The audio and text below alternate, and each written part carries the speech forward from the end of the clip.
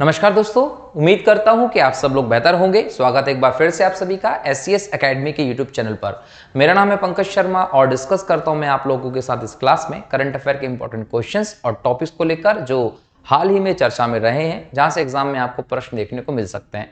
हमारा ये जो करंट अफेयर का लेक्चर है दोस्तों, ये 2 पार्ट में होता है। पहले हम कुछ क्वेश्चंस देखते हैं जिनसे आप लोगों को आइडिया मिलता है कि एग्जाम में क्वेश्चन कैसे पूछे जा सकते हैं। दूसरे पार्ट में हम लोग टॉपिक को डिटेल में डिस्कस करते हैं ताकि आपके करंट अफेयर के टॉपिक पर एक कंप्लीट कवरेज हो जाए और एग्जाम में क्वेश्चन छूटने की संभावना ना बचे दोस्तों। ठीक है, तो आप इसको करंट अफेयर की कंप्लीट कवरेज वाली क्लास कह सकते हैं, जिसमें हम करंट टू कोर तक स्टडी करते हैं दोस्तों। ठीक है, तो चलिए शुरू करते हैं आज के इस लेक्चर को, जिसमें हम सबसे पहले बात करेंगे क्वेश्चंस की। और आज का आपका पहला प्रश्न है, राष्ट्रपति द्रौपदी मुर्मू ने किसे संसद के उच्च सदन राज्यसभा के लिए मनोनीत किया है? तो ध्यान रखिएगा, सतनाम सिंह संधू जी को राष्ट्रपति जी ने संसद सदन राज्यसभा के लिए मनोनीत किया है। इन्होंने 2001 में चंडीगढ़ ग्रुप ऑफ कॉलेजेस की स्थापना की थी और 2012 में हम देखें तो चंडीगढ़ में कॉलेज भी स्थापित किया था। इनकी उपलब्धियों को देखते हुए ही इन्हें राष्ट्रपति जी ने राज्यसभा के सदस्य के तौर पर मनोनीत किया है।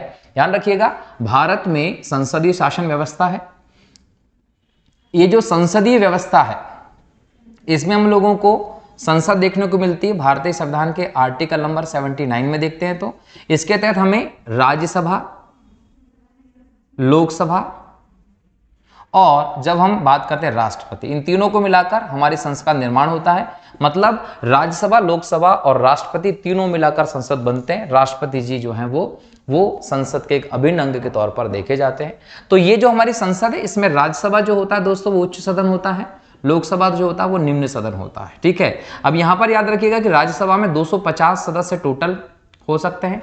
वर्तमान में कितने हैं? 245 होते हैं। और लोकसभा में हम बात करें दोस्तों तो यहां पर वर्तमान में 545 सदस्य हैं। अब यहां पर लोकसभा की तो क्वेश्चन में बात ही नहीं है, तो हम लोग यहां क्वेश्चन के हिसाब से जाते हैं राज्यसभा पे। राज्यसभा जो है वो उच्च सदन होता है। क्यों? क्योंकि ये कभी भी विघटन नहीं होता, कभी भी इसका विघटन नहीं होता है। याद रखिएगा, स्थायी सदन होता है ये। और यहाँ राज्यों का प्रतिनिधित्व होता है, इसलिए इसको राज्यसभा भी कहते हैं। यहां पर जो 245 सदस्य हैं दोस्तों, इसमें से 12 सदस्य जो है इनका मनोनयन होता है। 12 सदस्य का मनोनयन होता है, ध्यान रखिएगा, राष्ट्रपति जी के द्वारा अलग अलग क्षेत्रों से, जिसमें समाज सेवा होता है, कला होता है, साहित्य होता है, विज्ञान होगा, खेल होगा, अलग अलग क्षेत्र से 12 सदस्यों का मनोनयन होता है। यहाँ सतनाम सिंह संधू जी को इसी प्रकार का मनोनयन किया गया है। मतलब 245 में से 12 सदस्य मनोनयन होते हैं, बाकी के जो 233 सदस्य होते हैं वो निर्वाचित होते हैं। ये 233 सदस्य निर्वाचित कहां से होते हैं? ये राज्यों से होते हैं। राज्यों से कहां से? राज्य की विधानसभा जो होती है वो अपने प्रतिनिधियों को राज्यसभा में भेजती है, जो उस राज्य का प्रतिनिधित्व करते हैं जाकर राज्यसभा में। क्योंकि राज्यसभा जो है वो राज्यों का प्रतिनिधित्व करने वाली सभा है, जबकि लोकसभा जनता का प्रतिनिधित्व करने वाली सभा है। तो राज्यसभा उच्च सदन है, कभी विघटित नहीं होती, स्थायी सदन है। यहां पर 12 सदस्यों का जो मनोनयन होता है राष्ट्रपति जी के द्वारा, वही आप सतनाम सिंह संधू का नाम देख रहे हैं। अगला प्रश्न देखिए, एनटीपीसी ग्रीन एनर्जी लिमिटेड ने किस राज्य सरकार के साथ ग्रीन हाइड्रोजन के लिए समझौता किया है? तो याद रखिएगा, एनटीपीसी ने ग्रीन हाइड्रोजन को लेकर महाराष्ट्र सरकार के साथ समझौता किया है। यहां याद रखिएगा कि एनटीपीसी क्या है? एनटीपीसी जो है दोस्तों, ये नेशनल थर्मल पावर कॉर्पोरेशन है, जिसकी स्थापना नवंबर 1975 में की गई थी और दिल्ली में इसका मुख्यालय। तो एग्जाम में अगर पूछे कि एनटीपीसी का हेडक्वार्टर कहां है, तो दिल्ली में है दोस्तों। और भारत में जो ताप विद्युत ऊर्जा है, थर्मल पावर है, उसको नियंत्रित करने का काम ये करती है। मतलब थर्मल पावर जितने भी हमारे पास स्टेशन हैं वो सब इसके अंडर कंट्रोल में आते हैं। भारत अपनी विद्युत आपूर्ति का लगभग 60% ताप विद्युत से प्राप्त करता है, जिसमें कोयला जलाकर विद्युत उत्पादन किया जाता है। दोस्तों ध्यान रखिएगा, तो हमारे देश में जो कोयले की महत्वपूर्ण तौर पर खपत होती है वो बिजली उत्पादन करने में होती है। और कोयले से अगर बिजली उत्पादन करते हैं तो प्रदूषण भी बहुत ज्यादा मात्रा में होता है।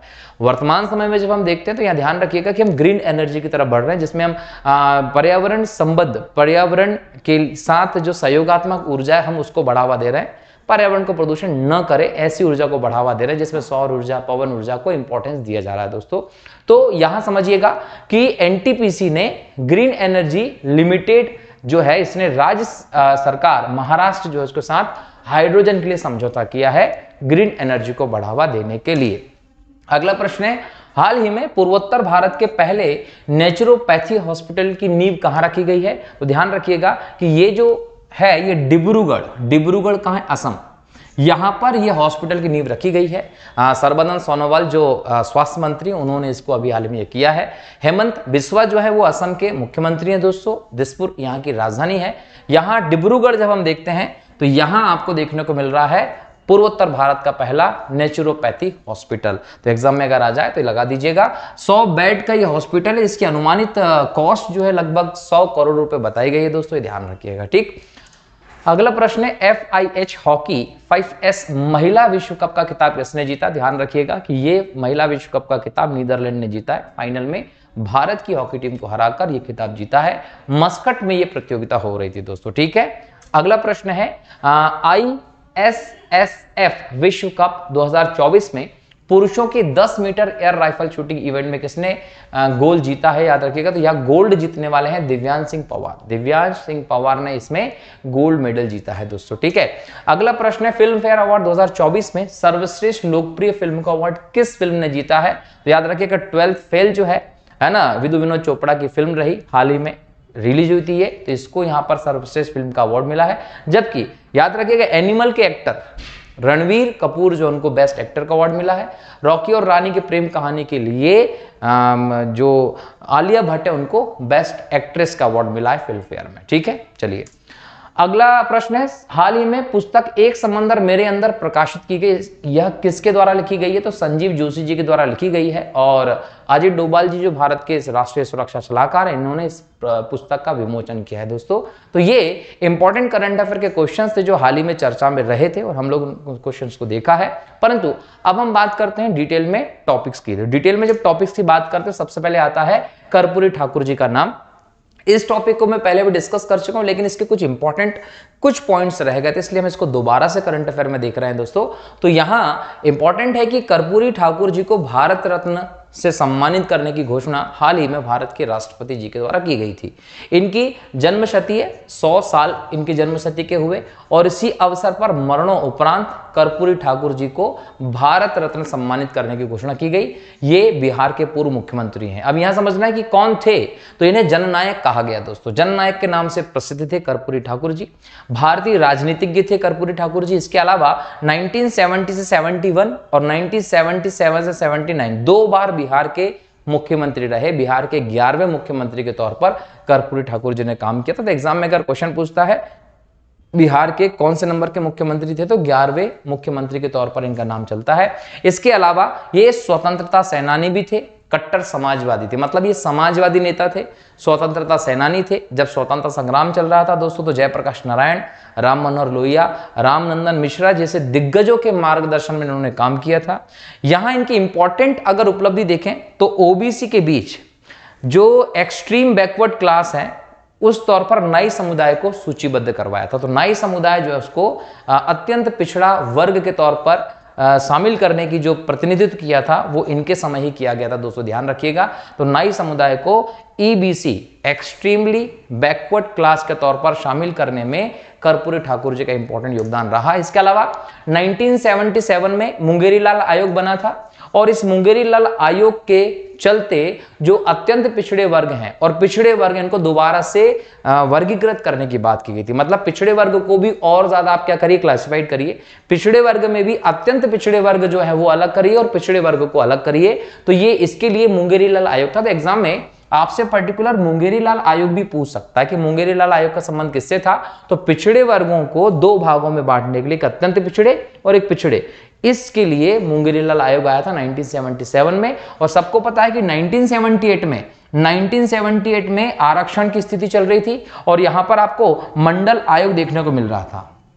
तो मंडल आयोग की जो रिपोर्ट है उस पे हम लोगों को इनके पूरे मॉडल का प्रभाव देखने को मिलता है। तो इनका जो अभूतपूर्व आरक्षण मॉडल था जो 1978 में कर्पूरी ठाकुर जी ने प्रस्तुत किया था, जिसमें ओबीसी, ईबीसी, महिलाओं और उच्च जातियों के बीच आर्थिक रूप से पिछड़े वर्गों के लिए विशिष्ट कोटे के साथ 26% आरक्षण आवंटित किया गया था। तो ये जो इनका मॉडल था जो इन्होंने 1978 में दिया था, उस मॉडल को आप 1978 में ही जो मंडल कमीशन बना था उसकी रिपोर्ट में देखने को मिलता है। मतलब इस मॉडल के आलोक में ही जहां 26% आरक्षण आवंटित किया गया था पिछड़े वर्गों के लिए, मंडल आयोग ने अपनी रिपोर्ट में इस ओबीसी वर्ग के लिए 27% आरक्षण की व्यवस्था कर दी थी, जो आज हमारे देश में देखने को मिलता है।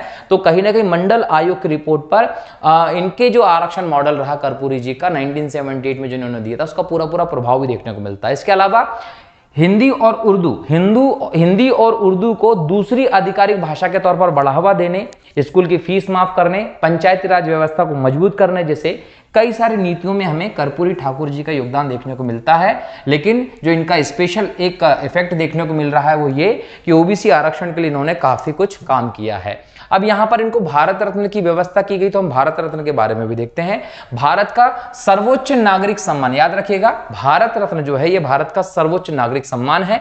1954 में स्थापित किया गया था। 1954 में स्थापित किया गया था। ऐसे लोगों को दिया जाता है जो बिना किसी भेदभाव के उच्चतम क्रम की असाधारण सेवा या प्रदर्शन करते हैं। मतलब हाई लेवल पर अगर आपने, जो हर किसी के बस की बात नहीं है, ऐसे कोई सेवा का काम किया है या ऐसा कोई प्रदर्शन किया है, उसके लिए ही ये आपको पुरस्कार दिया जाता है। ये पहले कला, साहित्य, विज्ञान और सार्वजनिक सेवाओं के क्षेत्र में उपलब्धि को लेकर दिया गया था। प्रारंभ में क्या था? कला, साहित्य, विज्ञान और सार्वजनिक सेवाओं के लिए दिया जाता था। लेकिन 2011 से मानव प्रयास के किसी भी क्षेत्र में इसको दिए जाने की घोषणा कर दी गई। बस वो विशिष्ट होना चाहिए, असाधारण सेवा या असाधारण प्रदर्शन होना चाहिए, ये ध्यान रखिएगा। प्रथम तौर पर श्री राजगोपालाचारी, चक्रवर्ती राजगोपालाचारी को, सर्वपल्ली राधाकृष्णन जी को और सीवी रमन जी को दिया गया था 1954 में। तो एग्जाम में ये भी क्वेश्चन आ सकता है कि ये जो भारत रत्न पुरस्कार ये प्रथम बार किसको दिया था? तो प्रथम बार 1954 में 3 लोगों को दिया था।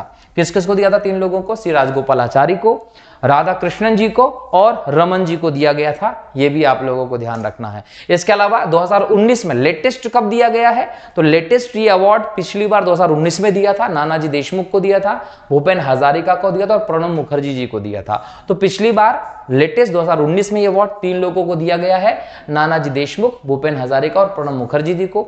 अगर हम इसके इंपॉर्टेंट पहलू की बात करें तो जरूरी नहीं है कि हर साल दिया जाए। जैसे देखिए 2014 में दिया गया, फिर 2019 में दिया गया, अब 2019 के बाद से 2024 में दिया जा रहा है किसी को भारत रत्न पुरस्कार। इसका मतलब लगभग 5 साल बाद या 5 साल के अंतराल में आप किसी को दोबारा भारत रत्न पुरस्कार दे रहे हैं। इसका मतलब यह है कि इसमें इस प्रकार की कोई लिमिट्स नहीं है, शर्तें नहीं है कि इसको हर साल दिया जाए।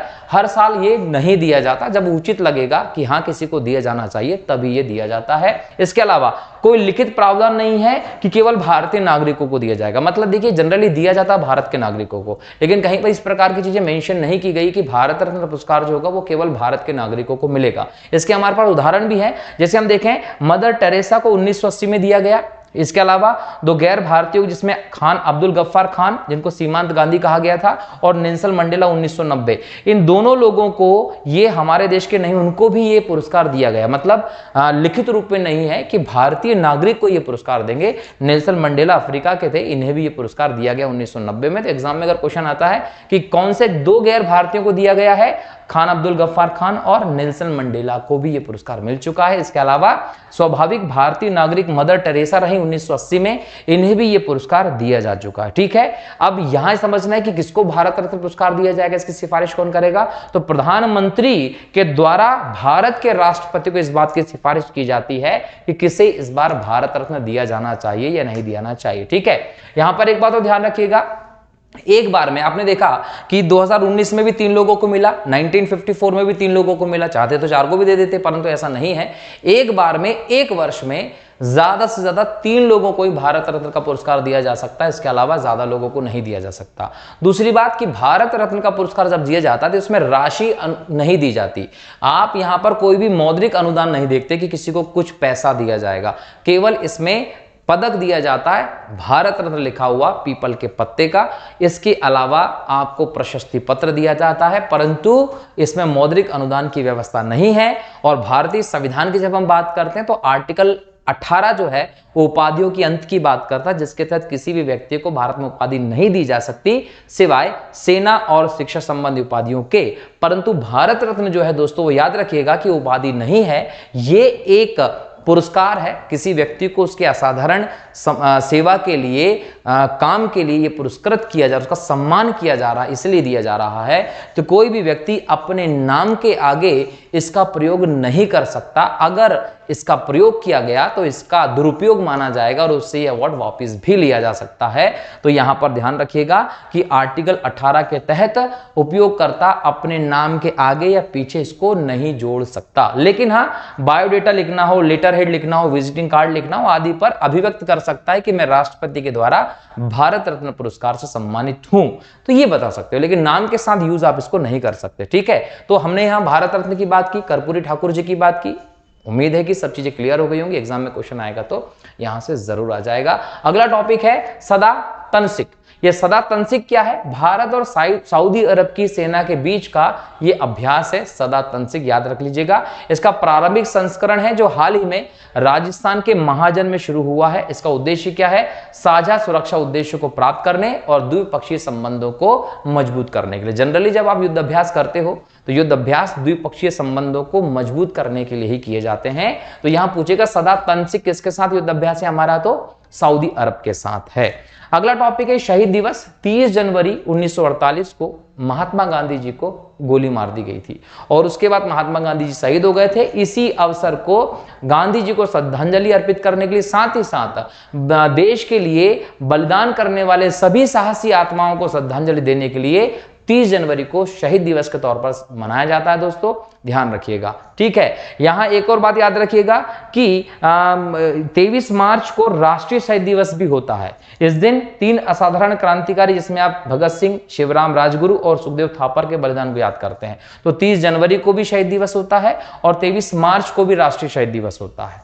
30 जनवरी को गांधी जी की पुण्यतिथि होती है और 23 मार्च को हमारे 3 असाधारण क्रांतिकारियों को फांसी दी गई थी, उसको हम शहीद दिवस के तौर पर मनाते हैं। ये आप लोगों को ध्यान रखना है। ठीक है, चलिए अगला टॉपिक है कांजीरंगा राष्ट्रीय उद्यान में गोल्डन टाइगर। हाल ही में न्यूज में खूब छाया था ये, जब एक फ्रंट पेज पे न्यूज़पेपर के पे गोल्डन कलर के टाइगर का फोटो छप रहा था। तो गोल्डन टाइगर जो है वो कांजीरंगा राष्ट्रीय उद्यान में देखने को मिला है। दोस्तों याद रखिएगा, ये दुर्लभ प्रकार का सुनहरे रंग का बाघ है। दोस्तों ये ध्यान रखना है। लेकिन इसके बारे में याद रखिएगा कि इसमें कोई अलग बात नहीं है।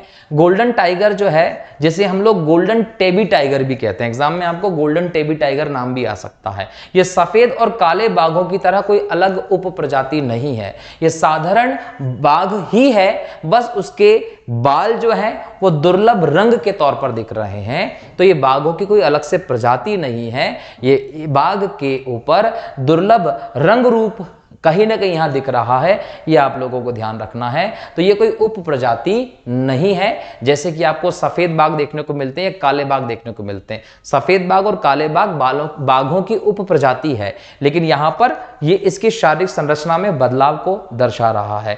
यहां पर व्हाइट बैंड जीन जो होते हैं वो बालों के विकास चक्र के दौरान मेलेनिन उत्पादन को कम कर देते हैं। क्या नाम है? ये व्हाइट बैंड जीन, याद रखिएगा। व्हाइट बैंड जीन जो होते हैं ये बालों का जब विकास होता है इस समय जो मेलेनिन होता है, जो रंग का निर्धारण करता है, इसको कम कर देते हैं। और इसी प्रकार से एगोटी उत्परिवर्तन, एगोटी क्या है? एक प्रोटीन होता है जिसका उत्पादन आमतौर पर त्वचा में होता है। ठीक है, तो यहां पर ये एगोटी उत्परिवर्तन जो है ये सुनहरे रंग की त्वचा के लिए जिम्मेदार है। मतलब कि व्हाइट बैंड जीन जो है ये बालों के विकास चक्र के दौरान मेलेनिन को उत्पादन को कम कर देता है और यहीं पर एगोटी उत्परिवर्तन जो है वो सुनहरे रंग की त्वचा बना देता है। जबकि नारंगी रंग की जो धारियां होती हैं वो टेबी उत्परण के कारण दिखती हैं। तो जब नारंगी धारियां देखेंगे तो टेबी उत्परिवर्तन के कारण, और एगोटी उत्परिवर्तन के कारण क्या देखेगा? सुनहरा। ये क्या है? एक प्रोटीन है जिनका उत्पादन आमतौर पर यहां देखने को मिल रहा है। कांजीरंगा राष्ट्रीय उद्यान की बात करें तो कांजीरंगा राष्ट्रीय उद्यान 1908 में निर्मित था। यह शुरू में एक अभ्यारण्य था जिसको गोलाघाट और नागौन जिले में देखा गया उत्तर पूर्व में। 1974 में इसको राष्ट्रीय उद्यान घोषित किया गया। 1985 में इसको यूनेस्को के विश्व धरोहर सूची में शामिल किया गया। 2006 में इसको टाइगर रिजर्व घोषित किया गया, प्रोजेक्ट टाइगर के अंतर्गत आ गया ये। और यहाँ सबसे इंपॉर्टेंट बात है कि यहाँ अलग अलग प्रकार के जीव तो मिलते ही हैं, परंतु ये सबसे ज्यादा फेमस है एक सींग वाले गेंडे के लिए। एक सींग वाले गेंडे 2200 से अधिक जो है वो भारत में दिखते हैं। भारत में एक सींग वाले गेंडों की दुनिया की लगभग 2/3 आबादी रहती है। और कांजीरंगा राष्ट्रीय उद्यान इसके लिए बहुत ज्यादा फेमस है। एग्जाम में क्वेश्चन पूछे कि कांजीरंगा राष्ट्रीय उद्यान किसके लिए फेमस है, तो एक सींग वाले गेंडों के लिए फेमस है दोस्तों, ये ध्यान रखना है, ठीक है। अब यहां पर टाइगर की बात हुई तो टाइगर के बारे में भी विशेष चीज को देखना पड़ेगा। टाइगर को हम लोग पैंथेरा टाइगर्स कहते हैं, भारत का राष्ट्रीय पशु है बंगाल टाइगर। अब यहां याद रखिएगा कि ये कहां कहां मिलता है, तो उष्णकटिबंधीय वर्षा वन में मिलता है, सदाबहार वनों में मिलेगा, समशीतोष्ण वनों में मिलेगा, मैंग्रोव के दलदल क्षेत्र जो होते हैं, घास के मैदान जो होते हैं, सवाना, यहाँ पर ये सभी के सभी उष्णकटिबंधीय बेल्ट के। और थोड़ा सा उपोष्ण क्षेत्र में आप जाएंगे वो बेल्ट है जहां पर आपको घास भूमि मिलती है। जहां घास भूमि मिलती है वहीं पर टाइगर का अस्तित्व भी हम लोगों को देखने को मिलता है। इसके अलावा 13 देश ऐसे हैं इस दुनिया में जहां पर आपको, जिनको आप बाघ रेंज देश कहते हैं। इस दुनिया में संपूर्ण टाइगर लगभग 13 देश में आपको मिलते हैं, जिसमें भारत, नेपाल, भूटान, बांग्लादेश, म्यांमार, ये हिमालय क्षेत्र के हो गए। इसके बाद रूस, चीन, Thailand, Malaysia, Indonesia, Cambodia, Laos, Vietnam शामिल हैं। यहां कंबोडिया और वियतनाम में लुप्त होते दिखाई पड़ रहे हैं रिपोर्ट के हिसाब से बाघ, परंतु ये 13 देश हैं जो बाघ टाइगर बेल्ट के तौर पर जाने जाते हैं। यहां पर टाइगर आपको देखने को मिलते हैं। अकेले हम भारत की बात कर लें तो दुनिया के लगभग 70% बाघ भारत में है। लगभग 3167 भारत में बाघों की संख्या है, जो नवीनतम बाघ गणना रिपोर्ट के आधार पर दोस्तों बताई गई है। ध्यान रखिएगा कि बाघों की संरक्षण की स्पेशल स्थिति है, क्योंकि वैश्विक स्तर पर बाघों की संख्या बहुत कम बची है, इसलिए IUCN ने अपनी रेड लिस्ट में इसे लुप्त प्राय की सूची में शामिल किया। एग्जाम में यह आ सकता है कि बाघ जो है वो IUCN की सूची में कहां आता है, लुप्त प्राय की सूची में। साइट्स जो है दोस्तों वो परिशिष्ट 1 में रखता है, और भारत का वन्यजीव संरक्षण अधिनियम की अनुसूची 1 के तहत बाघों को शामिल किया गया है। मतलब इनको किसी भी प्रकार से हानि पहुंचाना एक दंडनीय अपराध होगा दोस्तों। अब यहां समझिएगा कि इसके संरक्षण के प्रयास जो है भारत में काफी किए गए हैं, जिसमें वन्यजीव संरक्षण अधिनियम 1972 के अधीन रहकर बाघ संरक्षण प्राधिकरण जो है वो 2005 में अधिनियम बनाकर 2006 में इसको स्थापित किया गया। ये बाघ संरक्षण प्राधिकरण जो 2006 से काम कर रहा है, ये भारत में बाघों के शोध के लिए, उनकी गणना के लिए पूरी तरीके से जिम्मेदार संस्था है दोस्तों। तो भारत में जो बाघों की संख्या हम लोगों को बढ़ती दिखाई पड़ रही है, उसमें यहां NTCA का इंपॉर्टेंट रोल है, जिसके लिए 2005 में एक्ट बनाया, 2006 में NTCA स्थापित हुआ था। याद रखिएगा कि ये जो NTCA होता है, ये प्रत्येक 4 वर्ष में बाघ की गणना रिपोर्ट देता है। बाघ गणना रिपोर्ट प्रत्येक 4 वर्ष में देता है। 2006 में पहली रिपोर्ट आई थी, 2010 में दूसरी रिपोर्ट आई थी, 2014 में तीसरी आई थी, 2018 में चौथी आई थी, और 2022 में 5वीं रिपोर्ट है। तो 2022 में बाघों की गणना की 5 रिपोर्ट आ चुकी हैं, और 2022 की रिपोर्ट के हिसाब से भारत में 3167 बाघ हैं। सबसे ज्यादा बाघ मध्य प्रदेश में हैं। वहीं अगर हम 2006 की पहली रिपोर्ट की बात करें तो लगभग 1411 बाघ थे। तो ऑलमोस्ट 2006 से लेकर 2022 तक की 5वीं रिपोर्ट के बीच में अगर हम डिस्टेंस देखें यहाँ पे, तो ध्यान रखने वाली बात आपको यह है कि बाघों की संख्या ऑलमोस्ट दुगने से ज्यादा हो गई है। मतलब NTCA के प्रयासों, भारत की सरकार के द्वारा बाघों के संरक्षण के लिए जो प्रयास किए जा रहे हैं वो सही दिशा में जा रहे हैं। और इसके लिए 1973 में क्या लॉन्च किया गया था, प्रोजेक्ट टाइगर लॉन्च किया गया था। प्रोजेक्ट टाइगर जो है दोस्तों वो कैलाश सांखला जी का नाम आप लोगों को याद रखना है। कैलाश सांखला जी को भारत का बाघ पुरुष कहा जाता है, भारत का बाघ पुरुष कहा जाता है। और मैनफोर्ड गैनीमीड जो है ये वैश्विक स्तर पर प्रोजेक्ट टाइगर के जन्म जाता है। वहीं भारत में कैलाश सांखला जी को आप प्रोजेक्ट टाइगर के जन्म जाता या टाइगर मैन ऑफ इंडिया के नाम से जानते हैं। 1973 में बाघ को भारत का राष्ट्रीय पशु बनाकर इसके संरक्षण के लिए स्पेशल प्रयास शुरू किए गए, और यहां से बाघ रिजर्व स्थापित करने की भी परंपरा शुरू की गई। और बाघ रिजर्व बनाते बनाते हम वर्तमान में लगभग भारत में 53 बाघ रिजर्व बना चुके हैं। ये किसी भी राष्ट्रीय उद्यान का या वन्यजीव अभ्यारण्य का एक स्पेशल क्षेत्र होता है जो बाघों के संरक्षण की दृष्टि से उनकी आबादी को लेकर चिन्हित किया जाता है। तो यहाँ 53 टाइगर रिजर्व हो चुके हैं भारत में, जिसमें नवीनतम उत्तर प्रदेश का रानीपुर टाइगर रिजर्व है, सबसे बड़ा टाइगर रिजर्व आंध्र प्रदेश का नागार्जुन सागर श्रीसेलम है, और सबसे छोटा टाइगर रिजर्व ओरंग जो असम में है। दोस्तों ये ध्यान रखिएगा, यहां ध्यान रखिएगा कि बाघों को खतरा किस बात से है, इनका आवास खत्म हो रहा है, इनकी अवैध शिकार हो रहा है, और मानव वन्यजीव संघर्ष, जंगल में जाते हैं, मनुष्य के ऊपर बाघों का अटैक हो जाता है तो बाघों को मार दिया जाता है। तो मानव और वन्यजीव संघर्ष के चलते बाघों की संख्या कम हो रही है, ध्यान रखिएगा। और कहीं ना कहीं भारत के बाघों के संरक्षण के लिए जो प्रयास किए जा रहे हैं, उन प्रयासों के परिणाम स्वरूप लगातार भारत में बाघों की संख्या बढ़ती दिखाई पड़ रही है। टाइगर रिजर्व का इसमें एक इंपॉर्टेंट रोल दिखाई पड़ता है, क्योंकि भारत में इनके माध्यम से ही बाघों का संरक्षण किया जा रहा है। ठीक है, अगला टॉपिक है प्रधानमंत्री सूर्योदय योजना। प्रधानमंत्री सूर्योदय योजना भी दोस्तों मैं करंट अफेयर में दूसरी बार चर्चा कर रहा हूं, इसके पहले भी मैं कर चुका हूं। यहां पर देखिए कि ये हाल ही में प्रधानमंत्री जी ने शुरू की है, एक नवाचारी सरकारी पहल है, और यहां इसका उद्देश्य है कि देश में 1 करोड़ घरों की छत पर सौर ऊर्जा प्रणाली या रूफटॉप सोलर पैनल स्थापित किए जाएंगे।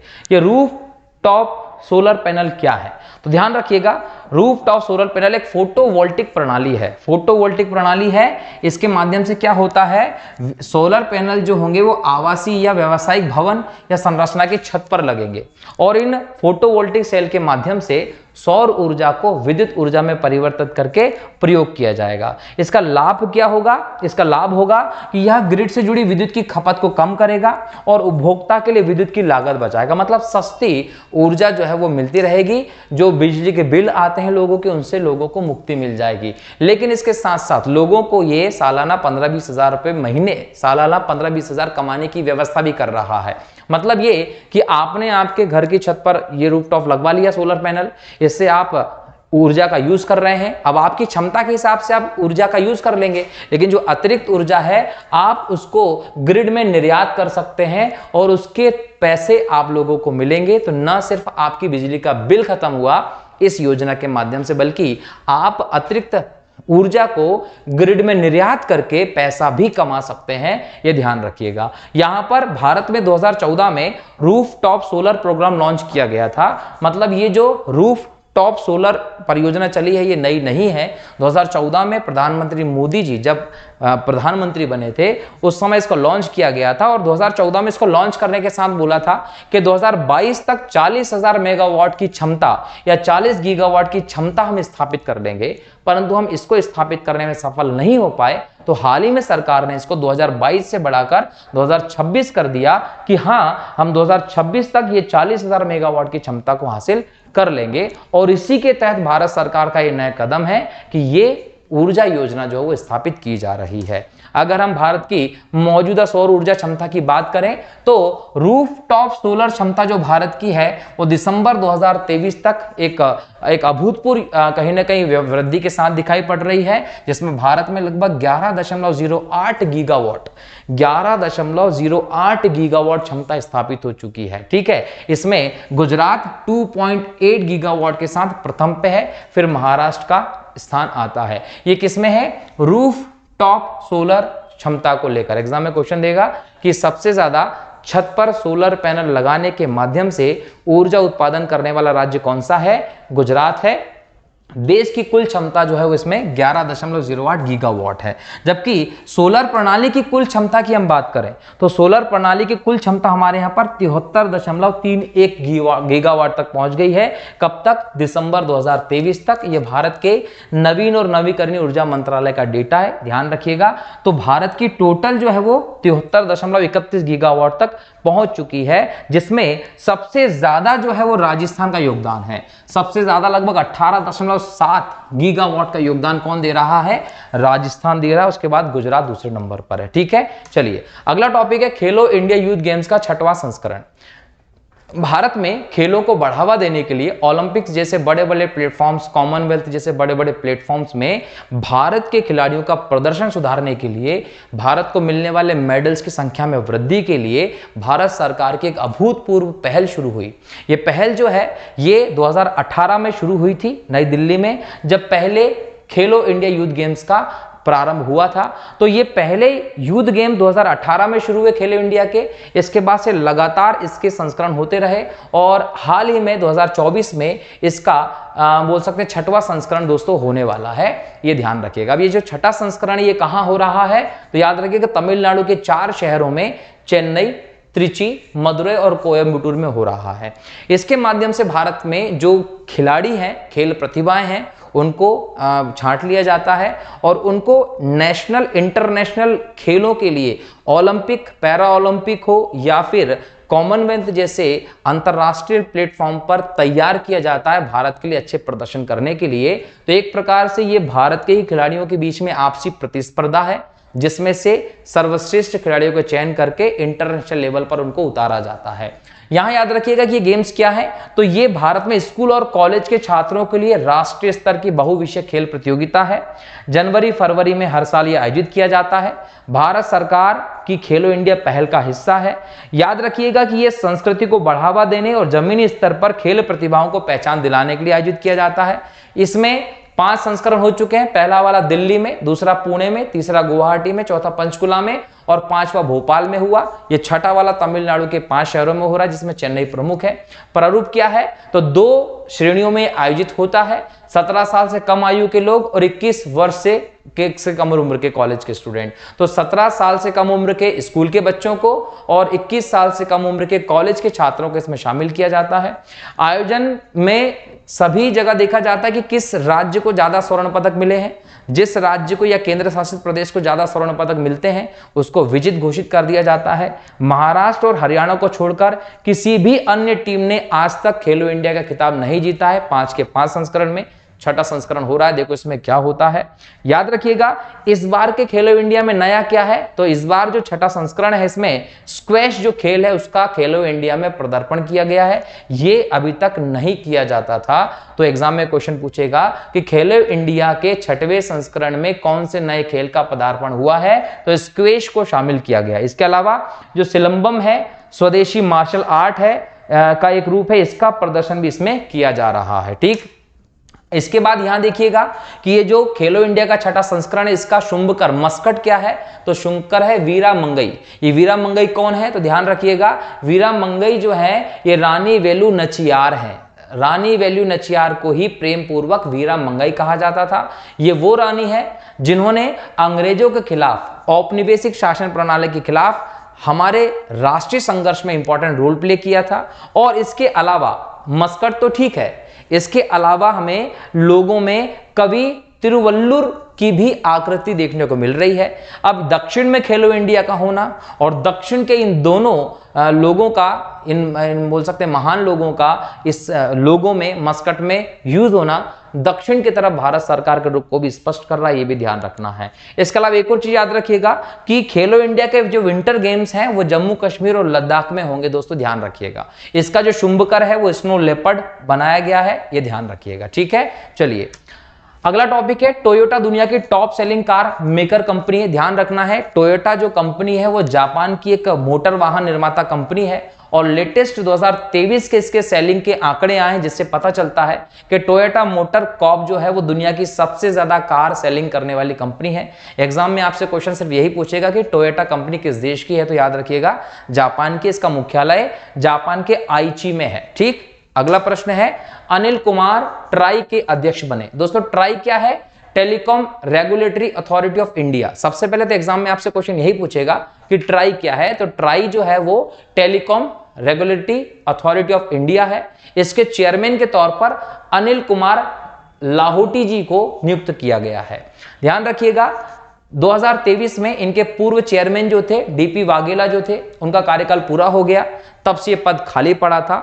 एक काम चलाऊ चेयरमैन के तौर पर पहले से नियुक्ति थी, अब उनको हटाकर परमानेंट चेयरमैन के तौर पर ट्राई में अनिल कुमार जी की नियुक्ति हो गई है। ये Indian railway service of engineering के 1984 बैच के ऑफिसर हैं। यहां याद रखिएगा कि ट्राई जो है इसका 1997 में भारत सरकार के द्वारा गठन किया गया था और इसे 1997 में भारतीय दूरसंचार विनियामक प्राधिकरण अधिनियम के तहत स्थापित किया गया था। मतलब ट्राई एक स्टैट्यूटरी सांविधिक आयोग है कानूनी तौर पर आयोग है। इसको एक स्वायत्त आयोग के तौर पर आप देखते हैं, जो भारत में टेलीकॉम सेक्टर पर रेगुलेशन के काम के लिए एक स्वायत्त संस्था के तौर पर स्थापित है दोस्तों, ठीक है।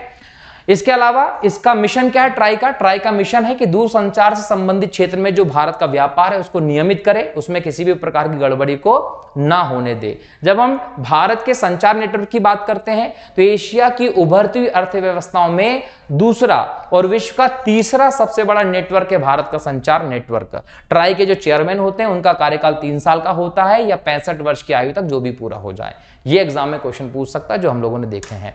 अगला टॉपिक है अजय नारायण झा 16वें वित्त आयोग के सदस्य बने हैं। हाल ही में हमने देखा था अरविंद पनगड़िया जी की अध्यक्षता में 16वें वित्त आयोग का गठन किया गया है। वित्त आयोग एक संवैधानिक संस्था है। भारतीय संविधान के अनुच्छेद 280 के तहत वित्त आयोग के गठन का प्रावधान किया गया है, जो राज्य और केंद्र के बीच में फंड का डिस्ट्रीब्यूशन करने में इंपॉर्टेंट रोल प्ले करता है। साथ ही साथ किसी विशेष मुद्दे पर भारत सरकार के लिए परामर्शदात्री संस्था के तौर पर भी काम करता है। तो हाल ही में अरविंद पनगड़िया जी के नेतृत्व में यह 16वां वित्त आयोग गठन किया गया, उसमें 4 सदस्यों की भी नियुक्ति की गई है। ये 4 सदस्यों में पूर्व व्यय सचिव अजय नारायण झा, पूर्व विशेष व्यय सचिव एनी जॉर्ज मैथ्यू, कार्यकारी निदेशक आर्था ग्लोबल डॉक्टर निरंजन राध्यक्ष, स्टेट बैंक ग्रुप के मुख्य आर्थिक सलाहकार सौम्य क्रांति।